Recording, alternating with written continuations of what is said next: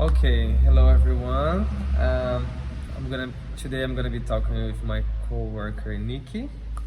Hello? So I'm just gonna ask you a few things. First of all, thank you for participating It's in my this pleasure. study. Um, this is being recorded. Is that okay for you? Yes. Tell me a little bit about yourself and about your experience.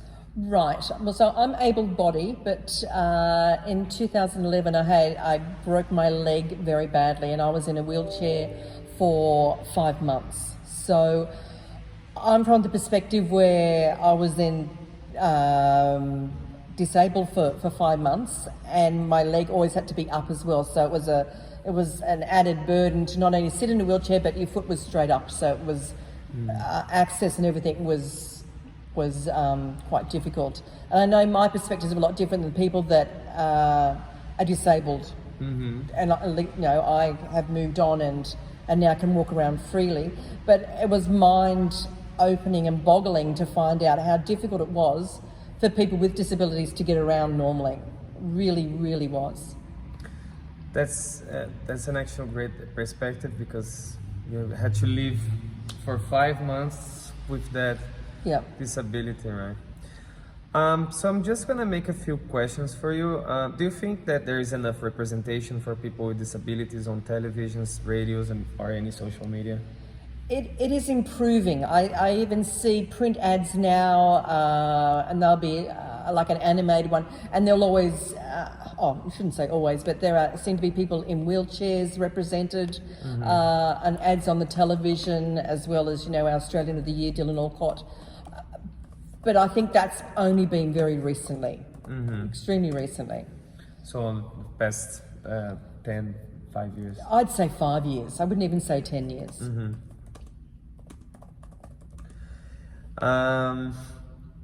And do you think this is important? Like, do you think it is important to have this representation and more people talking about that? Yes. A little side note, I went to the Australian Open this year, and it was the first time that the wheelchair tennis had been on centre court. Now, I find that mind-blowing, and also being shown on primetime television. So there seems to be a bit more inclusion, and the more we include people with disabilities, the more normalised it becomes. Of course. Because what I found was people just did not know how to deal with me being in a wheelchair. So majority of the time they'd either yell at me like I was deaf, or they would avoid me because they just didn't know what to do. So that was one of the main things that I found.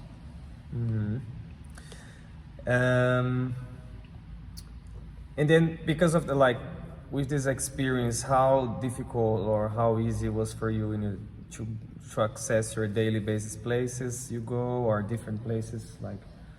Extremely difficult, because a lot of the times you couldn't even get down from the gutter. There was, the little ramps were missing, so you'd go part of the way, someone would be pushing you in the wheelchair.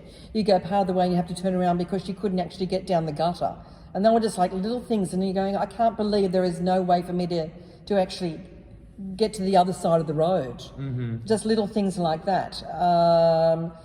Even at one point I was on a mobility scooter, and I had shop owners that didn't like me pulling up out the front of their store because they said it was embarrassing that a mobility scooter was out the front.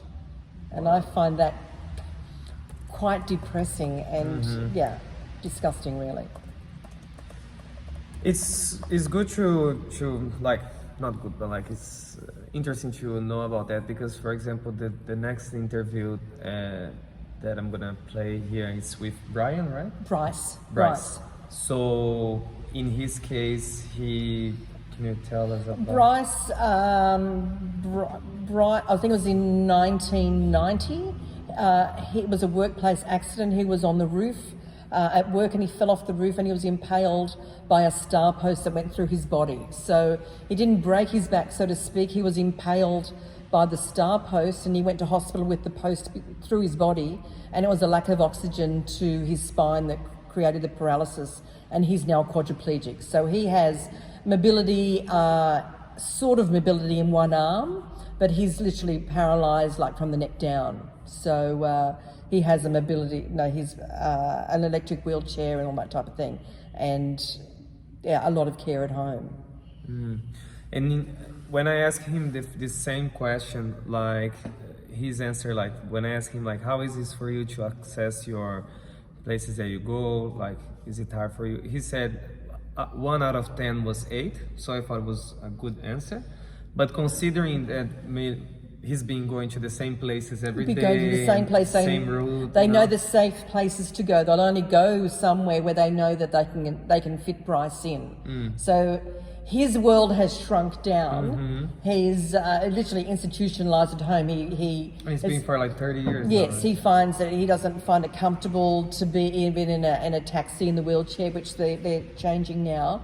So his perspective is slightly different, and everything in home has been modified. But I just found, like, even accessing a lift, I would go up to, say, Westfield on the mobility scooter, and sometimes there was a lot of people and you couldn't reach the button, but no one was game to even push it for you or come forward. No one knew how to treat you. And I feel like if there was more integration with people with disabilities with people with able body, it normalises it, and people know how to treat people like that, and I think it helps a lot. And do you think that, for example, in this idea of this co-working space would be a good idea to be like a specifically designed place for only people with disabilities, or somewhere that can be anyone could work there? Or? I feel it needs to be designed for people with disabilities, but anyone should be able to work there. So anyone can work there, but also someone with a disability, they don't have to then figure out how they're going to go about working there, what special desks need to be put into place. I mean, it's already all there. So they can just come in and work there, and able-bodied people can work there as well, because I feel like the able-bodied people get as much benefit from working with people with disabilities as the other way around. And I feel it's that integration between the two, again, normalises it, and people just get on with it, and it doesn't become an issue. But there should be a place where people with disabilities can just come in and know that everything's within reach, the lighting's fine, the desks are going to be fine. And to be able to carry on and work like able-bodied people do without having to have that discussion to see whether they can actually even get into the building to start with. Yeah. Okay, so so do you think this to create like this workplace for people with disabilities would be an interesting thing, right? I think so, and it gives them.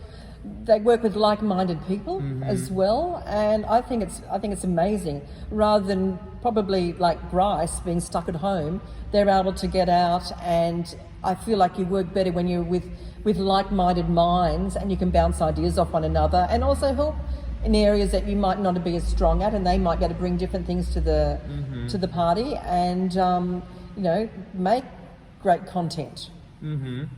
And what do you think about the project? Like, do you think this project should focus on one thing, or like should focus on creating only this co-working space, or only these digital campaigns, and like to increase the visibility? Or do you think these two ideas could coexist here? I think the two ideas can coexist, and sometimes they can take their own route as well. You can maybe guide them one way, but it might take off in a totally different direction that you might never even seen as well. So it might even bring in different aspects as well. And they might form their own groups and be a lot bigger and than maybe what you even thought to start with.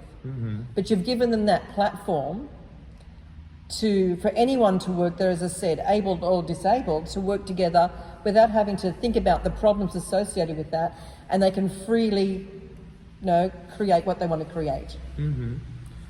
Yes, I think that was the last question, but do you have anything you want to add, or? No, I just think it's a really good idea, and I think it's something that's quite topical at the moment, and yeah, I think that we all should be able to learn from one another.